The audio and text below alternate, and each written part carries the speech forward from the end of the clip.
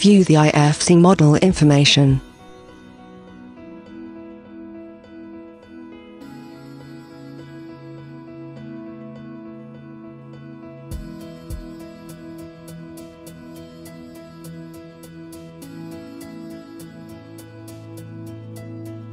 Select the entities by type.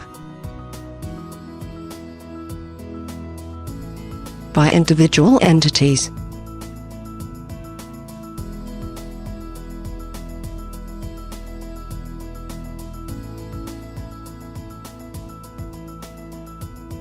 Or by group of entities.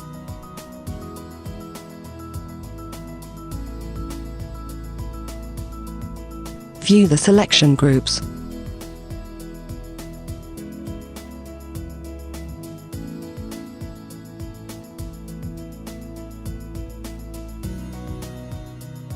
The selection filters.